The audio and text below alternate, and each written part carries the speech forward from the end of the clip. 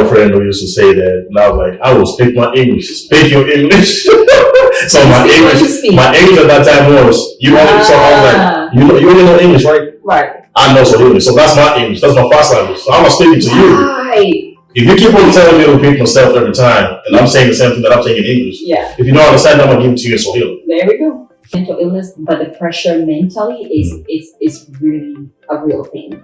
And if you're not careful and you don't have a positive or a healthy outlet, it can really ruin you. Because if you don't have, and I tell people, you said you cannot pour from empty cup, but we got issues with black text, and we got issues with black text and firstborns. In as much as you want to, what's the best word to use? Tap out.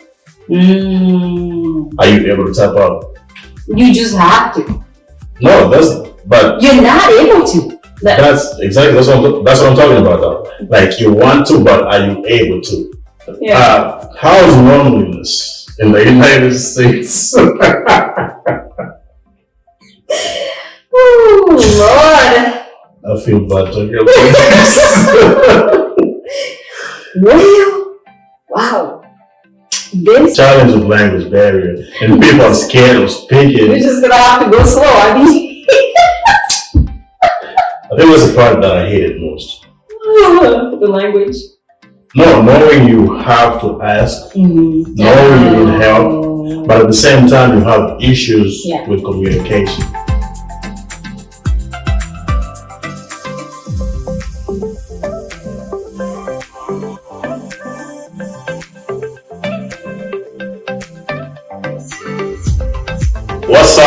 What's up, everybody? Welcome back again to Bridging Cultures. We have another episode today. I got an intriguing guest over here.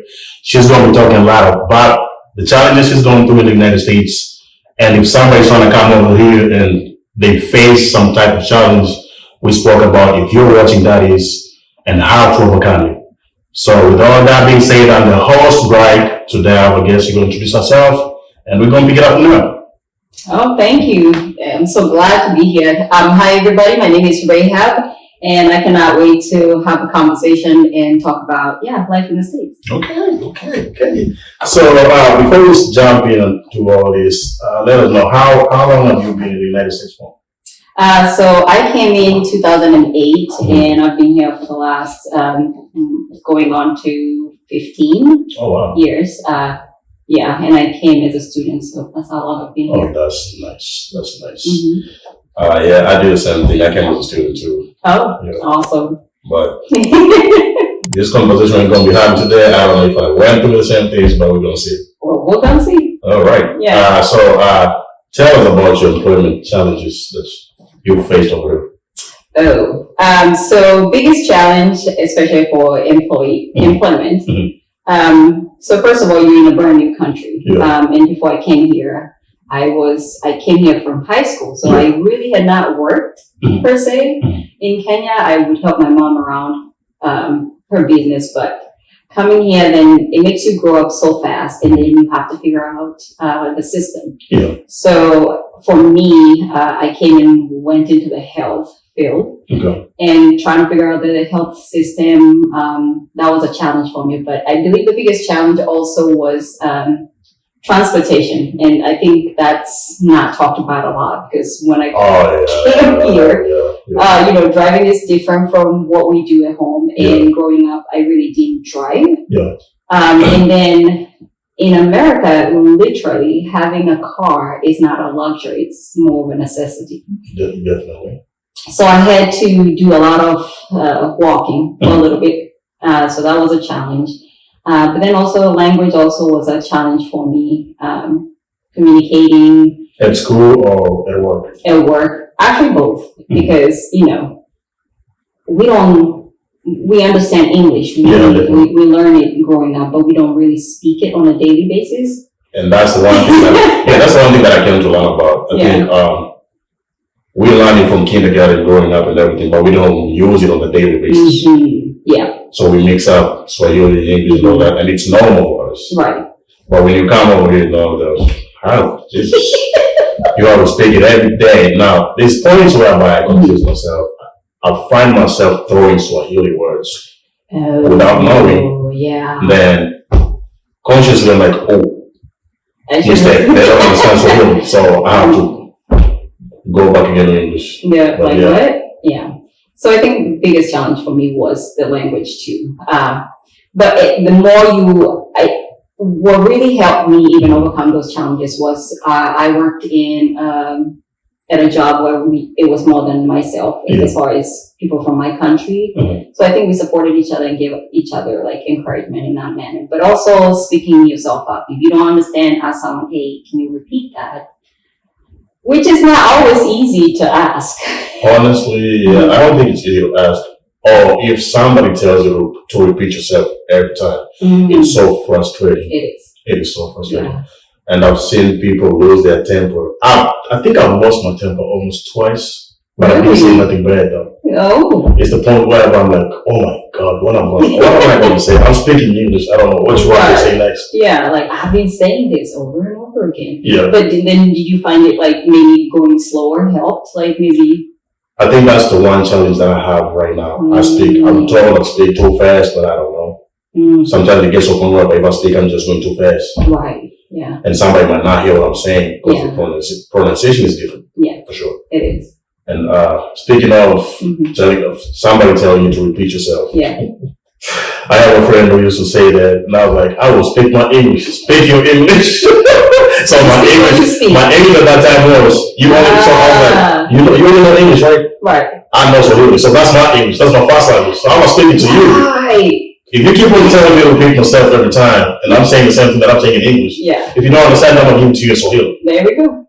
Because I think I've said it, not in that way, but I've said to people like, hey, English is not my first language, so you're going to have to cut me some slack. Oh, I never thought like that. Oh, yeah. I told you. When I get frustrated, or when I got, back then, right now, I have that problem. But back then, if I got frustrated, I'll be like, speak your English, I'm going to speak mine on you, and I'm going to tell you to repeat again. Yeah. Those are facts. Yeah. But I think it just comes from a point of frustration. It's not like they have control over that. Right. But at the same time, when you go back home, you got to sit down and be like, what's my best way to speak it out? How can they understand? Yeah. Wow. Yeah. So, speaking of the employment part, like, was it easy to get a job, or how was it? I wouldn't say easy. Honestly, a lot of, and I've learned this even being here this long, there's a lot of referral, and we're a community that does that. So if I'm doing something and that something works for me, I'm going to tell the next person, and the next person is going to tell. So it's more of a word of mouth. It was difficult or challenging in the aspect of, like I say, you really don't know the system around here. This is a whole different environment, culture, country. And we always tend to gravitate towards our community or people that come from your country to help you navigate that area. So you quickly learn to make friends. And I think when I came to school, there was the Kenyan community students where they would always encourage you, hey, if you want to find a job, call this person, or I can, tell you where I work. And most of the time we would end up being 10 or more Kenyans working in the same facility, because I'm going to tell you, then I'll tell the next person, and the next person is going to tell the next person. So that, it was challenging in the manner of, you don't know where to go look for a job, but I believe word of mouth and being able to have that feedback from people that are from your country help. Oh wow, that's nice. That's nice. You spoke about having met people from your country. What would you say to somebody who hasn't traveled yet and is thinking, either they already got their visa, green card, whatever it is, and they don't know nobody over here? Right. What's their first thing they should do if they get over it? That's a great question. So first of all, I want to encourage them to know that they are doing something brave. And I always tell anybody, when you travel, you learn a lot. Because first of all, you get to immerse in a culture that you were not aware of. It opens up your mind. But the one thing I would tell them if they're traveling here for the first time and they don't have family, they don't know anybody.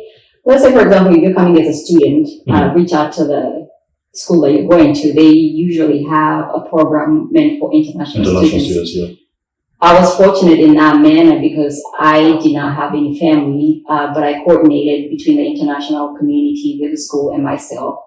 That way, when I arrived here, I had someone waiting for me and transported me to school. Okay. So that, I believe, every school, if you're coming as a student, every school has that. Now, let's say you're not coming as a student and you're just visiting. Most of the time, you're visiting, probably you've been invited by a friend or family. Yeah. And I think that's easier to settle down if you know somebody or have family. Because it's easy for them to come pick you up and all that. But if you don't have that part in the United States or whichever country you're gonna go to, either UK, you have to figure out either Uber or use public transport. And that's a challenge too, because I think with the public transport, it depends. I think it depends on the state. If I'm not wrong. Yeah. Because I remember when I used public transport in Pennsylvania, I had to buy a monthly pass. So you gotta go to the station, buy a monthly pass, and use it. Like there's unlimited rides. You paid like $40 for unlimited rides. But the only thing I would say, that thing is, it's convenient at the moment. I'd say that. Yeah. And then I think also, if you know where you're going, let's say, for example, if you're going to the UK or coming to the States and you know what state you're going to, I encourage people to read about the state or familiarize yourself with the state. Like just Google is everywhere. It's accessible to everybody. I'm not saying you're going to get all the answers and know everything, but I think that will give you a start of like, what do I need to know about transportation? Then if you're coming to school or work, then how far, or if you're coming for work, how far is work from where you're living? Yeah. And if that's the case, what are the means of transportation from point A to B? Yeah. Like just honestly, just look into it. And I think that will start giving you a little bit of answers. It will give you everything. And I feel like experience is the best teacher, to be honest. You're gonna learn this. True. Yeah. Oh wow. Okay. So how would you say the economic pressure has been a challenge to you? If you see the difference as you was in Kenya and being here, how's it been? Do you think the pressure is more here or was it more in Kenya? Well, honestly, I can say over here is more. And I think the reason why over here is more is, like I said, I came here, I was very young. I was a student. Back at home, I lived in my mom's. I didn't have bills to pay. Sure. I think I've spoken about that with somebody. Yeah. It's easy when you're living with your parents. Absolutely. And as much as you go out there, look for money and whatever, and you don't have nothing to come back home with, like let's say food or something. Yeah. Your mom is still there. But in the United States, you don't have mom or dad. It's you, yourself, and you. Yeah. You don't have mom and dad. Yeah. Yeah. But for those who have parents, you're so lucky, honestly. Absolutely. And I tell my friends all the time, if you hear you have parents, because I've met people who are here, well, maybe the whole family came with a visa and they get the luxury of living with their parents. And for example, in my case, my mom is not here, my family is not here. Yeah. So I had to figure it out on myself. So I think in that manner, the economic pressure I felt it more versus somebody who has mom and dad. Because I had friends who had mom and dad and all they had to worry about is going to school because they don't have bills to pay. Mom and dad is taking care of the bills. So would you say the expectation of reality and what you thought is different? Absolutely. Very different. Very different.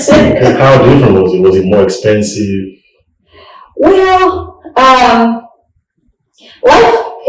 life here is it's expensive, and I think the misconception that we have, and don't get me wrong, this land or this country has opportunity. They're there. Yeah. It's just you have to put in work. And I think not having that experience prior, like I had never paid rent before I came here. I had not paid a water bill, electric bill, or whatnot. I had never had a bank account. So I'm coming to a new country and I'm just being immersed into adulthood, like instantly. You have to start from ground zero as an adult. There you go. So I feel like the economic pressure or feeling that pressure was more for me in that manner where I didn't have support from like my mom or family. But I would say, this is what I tell everybody that comes. You're going, as long as you're not lazy, you will always find work here. The problem is you have to understand the system, and then that comes with, experience, because there are certain things that you cannot do, and if you do those things, you're gonna get behind. But the beauty part of this country is you're always going to be able to find work or employment opportunity, which is not something I can speak of from our country. Now, it's your hard work, diligence, and also I tell people it depends with who you surround yourself, because I tell people, if I want to know who you are, I'll look at I'll see your friends. Then it will tell me the kind of person. And we get carried away because, we're coming so young. Our brain doesn't develop until you're 25, so there's the influence from outside. So if you get around folks that are just into partying and drinking, not saying that that's a bad thing at that age, because that's what we do when we're young. Everybody goes through that stage for sure. But then you have to stay focused and remember, why am I here? And not just go with the crowd. So I felt the economic pressure just because I had not done adulting, which is what they call adulting, before here. So it was quite a learning curve. Okay. It's a learning curve for sure. So what would you say, what's the mental health stigma that's as a challenge that you go through having spoken about economic pressure?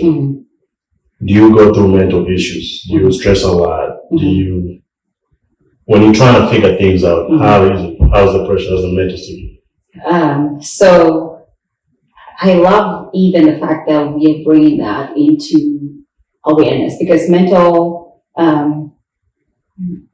pressure or mental illness is a real thing. Growing up, that was not a thing in our culture. It's like, I remember even growing up, there was a crazy guy, homeless guy. Now that I think about it, that's what he was. He would just kind of loiter around the estate, and we would always say, it's witchcraft and what, you know what I mean? No, I don't. You have to lose that. So for me, having seen somebody, I would say, how do you put it, homeless person, but they're different though. You got different homeless people though. Yeah, but this one was acting so crazy. His behavior was not like there's a homeless. Did you say he had mental issues? Yes, and it was not treated, or it was undiagnosed, because you can tell. Being homeless, he cannot be treated, so I understand. Yeah. True, but you can see his mannerism was not like a normal person, because you can be a homeless person, but you're like, I'm not. Well, I don't like using normal, but your behavior is like acceptable within society norms. But this gentleman would do crazy strange stuff.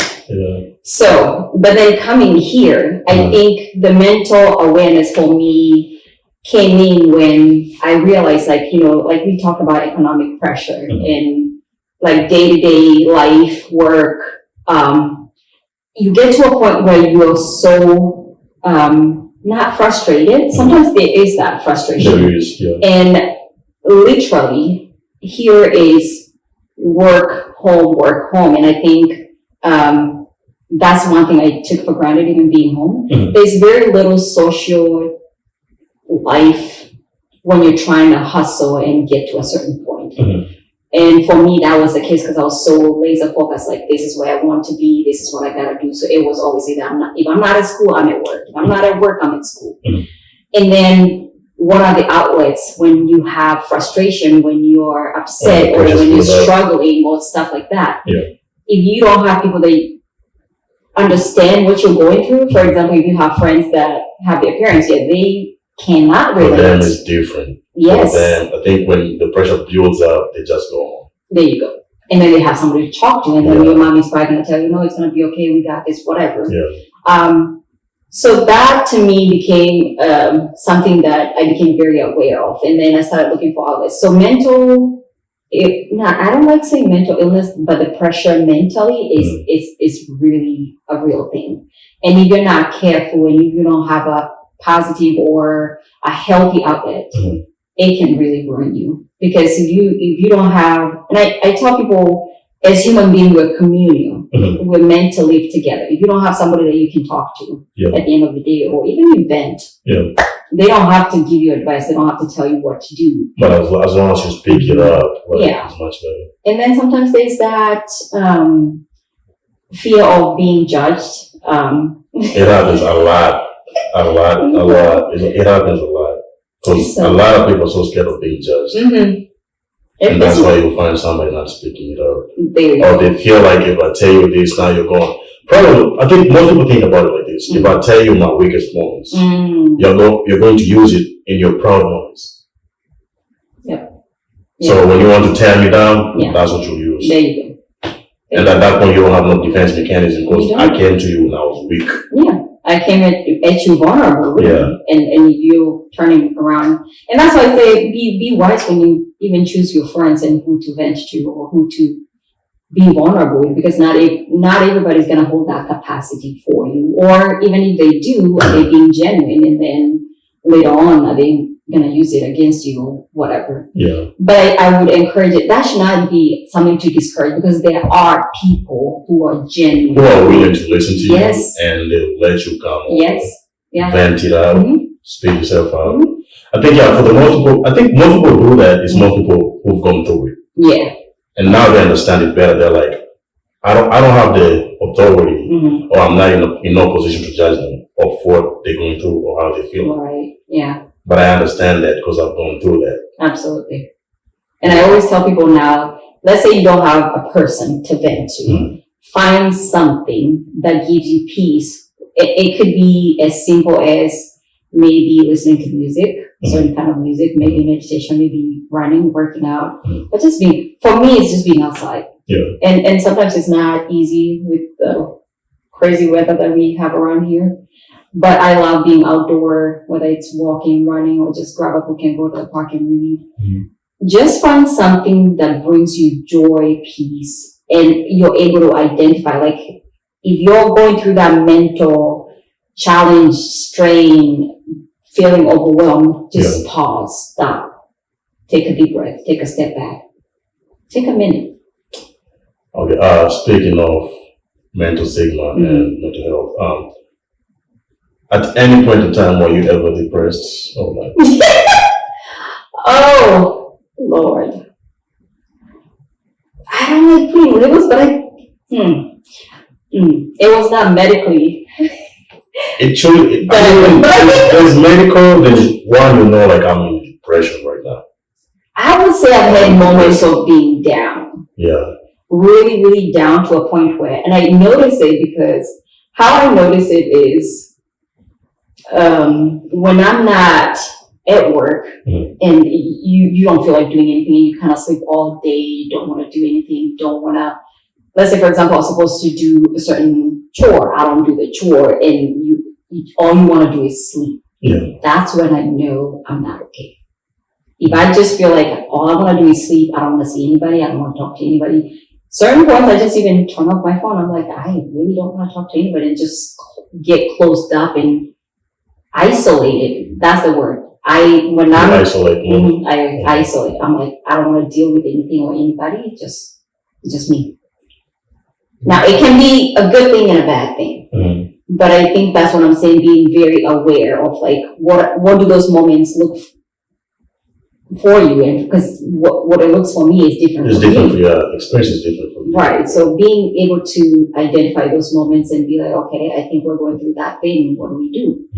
And honestly, for me, it's just even we try taking a drive. I just get out of the house, take a drive, and go, and it makes me feel a little bit better. Okay. Yeah.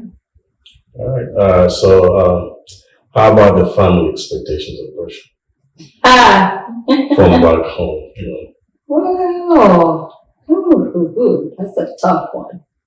Well, I mean, for me, asking these questions is like speaking to people who are back home, who got families and who got people over here.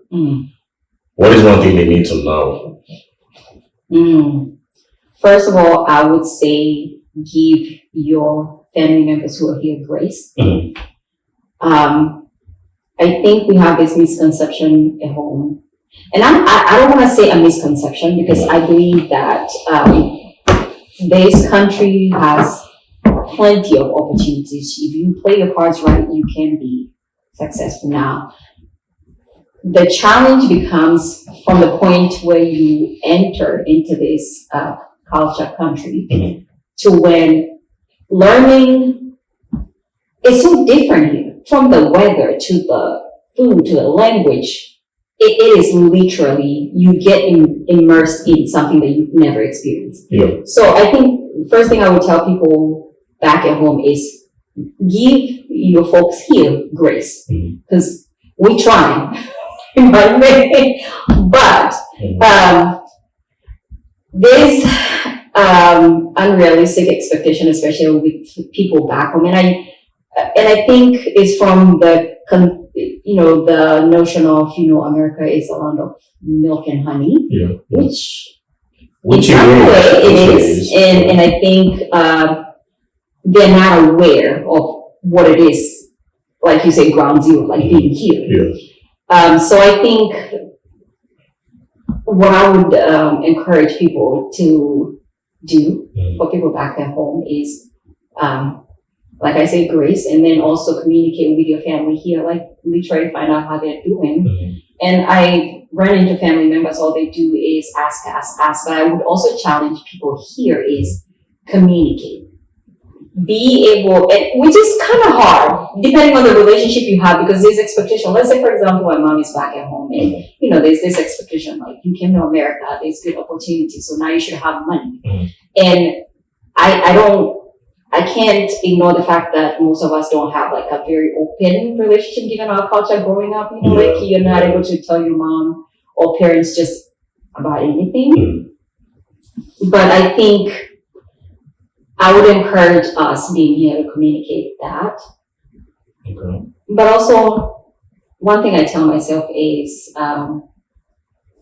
I'm not responsible, and this might come off selfish, and some people are probably gonna find it. But I always say, like, you owe it to yourself to make sure you're okay. Because if you're not okay, I always tell people you're pouring from an empty cup. You cannot do that. You cannot stretch yourself thin at the expense of your family back at home. And it might sound selfish to say, but it's not selfish, because if my cup is overflowing, I'm able to pour into you and to the next person. But if it's not, what am I going to pour? Nothing. Now, I would go back to saying, like, I think the way I overcame that, because my mom had the same challenge. And expectations. She would always think that things are going okay. Like, why are you not doing X, Y, and Z? If it's so bad there, then why don't you come back home? But I think communicating with her and really telling her what's going on helped her have some grace and understanding. But yeah, the pressure from back home is real. So you said you cannot pour from empty cup. But we got issues with black text. And we got issues with black text. And firstborns, in as much as you want to, what's the best word to use? Tap out. Are you able to tap out? You just have to. No, but you're not able to. That's exactly, that's what I'm talking about though. Like, you want to, but are you able to? You're able to. Do you think you are? Let me tell you why you're able to. And that's a challenge. Now, I will say I'm not a firstborn, but I know the pressure that firstborn go through, because you have you, and maybe your siblings are looking up to you to kind of either give them a sense of direction or even support them in whatever their dreams are, or you feel that obligation. You're able to, in a manner of like So let me say this. Let's say I'm a firstborn, and I know that my desire is to help my siblings elevate in whatever aspect that is, right? I think desire is a different word. True. Hear me out. Desire is different. Okay. But here's what I'll say. I feel like I'm able to, in the manner of going back to what I said, I can't help you if I can't help me. How am I going to help you? They even say it on the planes. Put your mask first before you put it to the next person. Yeah. Now, in theory, it sounds easy. Practicality becomes, it's something that you have to do it continuously. And you can do it in love. And sometimes you have to, they say, you have to show tough love sometimes because it's like they might not understand or might even think that you're being mean or selfish or don't want to help them and whatever else they might think. But I think you have to be okay with telling yourself, like, I'm not being selfish because you know you're not that person. Yeah. You're just not in the position to help them right now.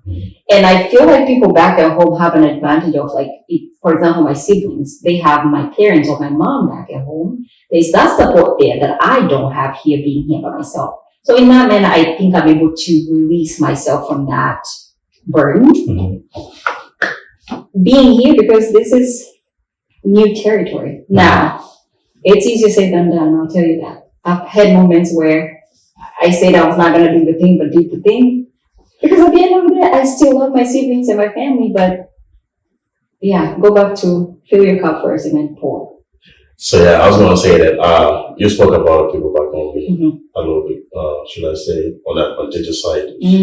Shit don't work out. Right. So my question was, if shit hits the fan, forgive me for the word, if shit hits the fan, yes, somebody being over here and somebody being home, who do you think has a better chance of coming back up easy than the other? Oh, that's a tough one. It depends. It depends. Honestly, it depends. I think either or are capable of, but I think now why I say it depends because if you're here by yourself, it's easy for you to pick yourself up by yourself. Just the fact that you're yourself, but then also think of the opportunity we have here as far as jobs and being able to, get a job. That's not a luxury we have back at home. We have a lot of young people who are getting done with school and, not able to secure work. But then also look at it this way. They have a not fallback plan, but let's say, for example, there's a young person back at home that is going through it. And what I keep saying is that support, that community, that family, they have that. And that can help them get back up. Now, if you're here by yourself and you came here as a student, yes, you can dust yourself and get another job, but you don't have that support. And I think that support, that community support is a lot. It's what's needed most. Yes, it means a lot more than being able to just get up and go get another job. Yeah. So I think, to answer your question, I think someone back at home maybe has a better chance. That's what I was thinking. Not monetary, yeah, but the support is there. Yes, it is. Somebody can tap your shoulder and be like, don't worry about it. That's how life is. Yes, you got this. Yeah. But over here, it's just pretty much all the loneliness. Oh my God. We don't speak about it. You yourself and I. Yeah. So, how about the pressure to succeed? How is it? Ooh. Oh, that's a tough one. What are the sacrifices you have to make for you to succeed? That pressure, how hard does it hit you? I think just in general, if you're a person, and I think everybody has this, there's the dream, the vision that you have for yourself and for your life. And I always say there's where you want to be and where you are, and there's the goal. Yeah.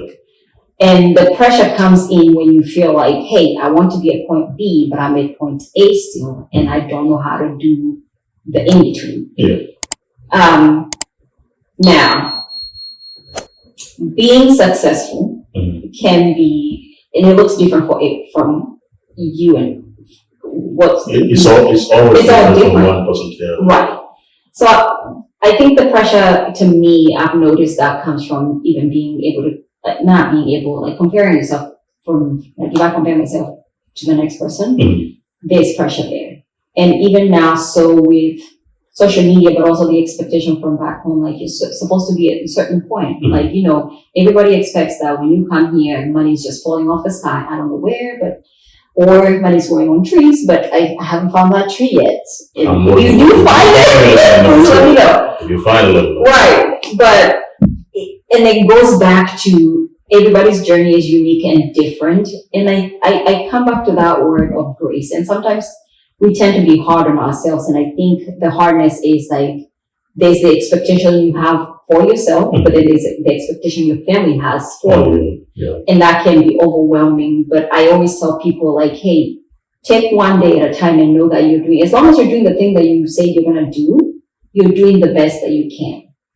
Just keep moving. Now, ignore the noises out here about success and stop comparing yourself. But again, easier said than hard because easier said than done. It's easier said than done. Yeah, because even social media, like you're seeing all these people posting about whatever they have going on in their life, and then you start comparing yourself. Like maybe you see a friend who's doing a thing, and you're like, "Oh my God, I should be at a certain level." Yeah. And I'm like, but is that reality? Is that the true? No, I don't think it's reality. Right. It's just how to put it. It's a portion of life people choose to show you. They don't show you the struggles that got them to that point. I think more people should show struggles, don't you think? We spoke about being judged. How much do you think people will feel judged if they do that? Oh my gosh. A lot. That's the judgment part. And actually being on social media is so hectic. Like it is. Even if you're posting good stuff, you still have oh my goodness hitbacks. Like you got people who are just on your bumper. They're saying bad things. So what if you show the struggles? How much bad things do you think people say? I guess well, and you know, there's those, we call them internet trolls, is what I call them.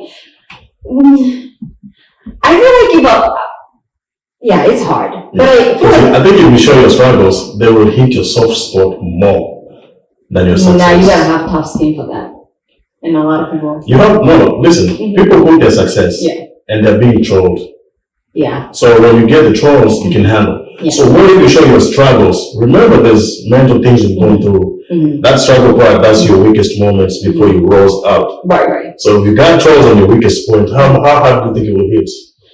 I think it would hit hard, but I think it would also come back to why you showing us your struggle. What's the purpose? Exactly. That's why people are not showing the struggles. But I feel like if my purpose for showing my struggle online is to help somebody else who's going through the same problem, I think I'll be okay handling whomever. Now, is it going to be easy to handle it? Some maybe no, but I will have to, like I say, get tough skin, because if the reason why I'm showing my struggle is to, hey, if you're doing this thing and you're going through the same struggle, I just know this part is there, because I mean, life is absolutely yeah. So if that's going to help somebody get encouraged, and I think it comes down to like, what's my purpose of sharing that weak moment? If it's to help somebody else overcome that weakness, I'll be okay with trust. Yeah, bring it on. Because I know I'm not here to put that challenge out there. I'm willing to see it. I'll take you on the challenge. You've all heard that. We've spoke for a while. It was good information. Yes. Dissect it how you want to, pick up what you want to, take what you want to. And we'll see you on the next one. Bye.